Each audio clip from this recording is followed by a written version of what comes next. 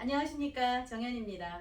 오랜만에 뵙는데요. 오늘은 형충파해를 할 때 궁이 어떤 궁위에서 일어나면 어떤 일이 생기는지 그거에 대해서 간략하게 설명하고 사주예문을 통해서 또 살펴보도록 하겠습니다. 우리가 월지나 연지는 사회적으로 물질을 만드는 자리죠. 그래서 개인적인 재물을 득하는 것은 일이나 시지에 어떤 묘고가 있어야 됩니다. 그런데 그 묘고가 있을 때 형충파해가 일어나면 월지 같은 경우 물질을 만들고 또 물질이 깨지는 경우가 생기고요. 또 월지는 부모 형제 자리이기 때문에 부모 형제가 다치거나 또 우리가 사회적으로도 또 중요한 위치를 차지하는 게 월지잖아요. 그래서 월지에서 충형이 일어난다. 이럴 경우에는 물질의 변동, 물질의 파괴, 손재, 파재가 일어나고 또 부모 형제가 또 문제가 생길 수가 있고 무슨 횡령이나 나쁜 일이 생길 때도 사회적인 일이기 때문에 그쪽에서 이제 일어나는 경우가 많습니다. 그렇다면 일시지에 있을 경우에는 일시지는 나와 내 배우자, 내 자식의 문제이기 때문에 개인적으로 내가 다치는 경우에는 일시지에서 발생하는 형충파해로 인해서 상하게 된다는 겁니다. 그래서 궁위에서 어떤 궁위에서 부딪히느냐에 따라서 다치는 정도도 틀리고 어떤 상대가 다치느냐에도 많이 변화를 가져올 수 있습니다. 특히 묘고로는 예를 들어 여기는 해진이 있는데 사술일 경우 여기에 술토가 있고 여기가 사화가 있는 경우에는 사화는 술토를 향해 갑니다. 그러면 사회적으로 내 돈이 다 나가는 것이기 때문에 내한테 들어오는 돈은 약할 수가 있다는 거죠. 그러니까 사회적으로 내가 투자를 한다든지 직장이나 내가 일을 위해서 돈이 밖으로 다 새 나가는 경우가 생길 수가 있다는 겁니다. 그렇다면 요 사주 예문에서는 어떤 경우가 발생해서 그 묘고론을 이 일시지에 갖고 있는 경우거든요. 이럴 경우 재물이 어떻게 들어오는지를 한번 살펴본다면 이분은요 남자분이고 을묘, 정해, 경진, 김묘입니다. 이분은 35세까지 되는 일이 없고 하는 일마다 실패를 보고 돈이 계속 모이지 않는 상태였는데요.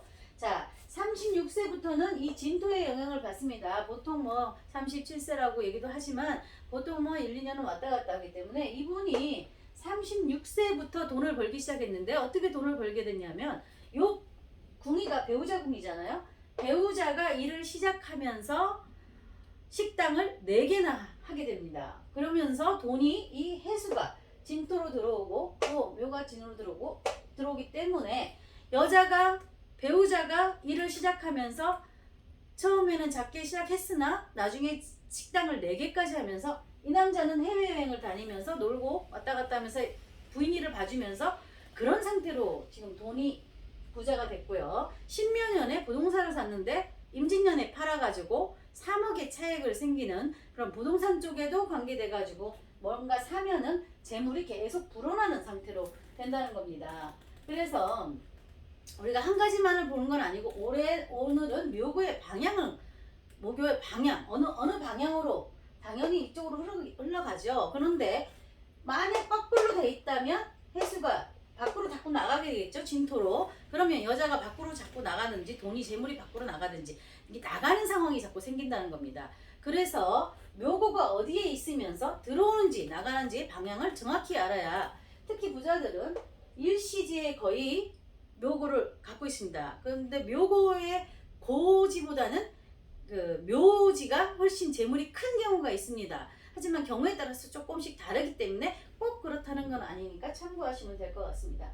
그래서 이분은 어쨌든 배우자 덕으로 굉장히 편하게 먹고 산다 이렇게 보시면 되는데 만약 배우자를 안 얻었다면 어떻게 됐을까요?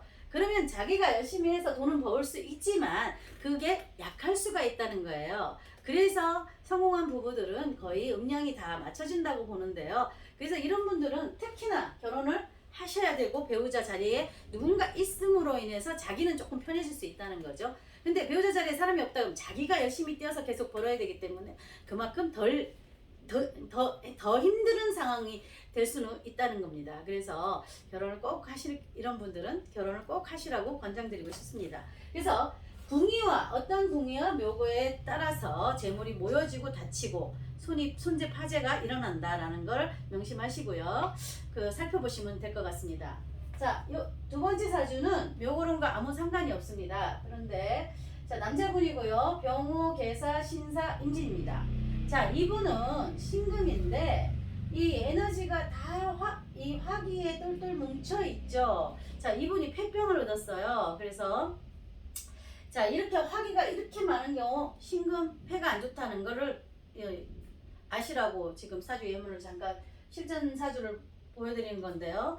자, 이렇게 되는데 이 개수가 한쪽에 몰려있는 이 개수가 물론 임진도 있습니다. 하지만 이게 불바다기 때문에 이 개수나 임수가 계속 마르는 상황이죠. 이럴 경우에는 정신적인 트라우마나 정신병에 걸릴 신경 쪽, 개수는 특히 신경 쪽이죠.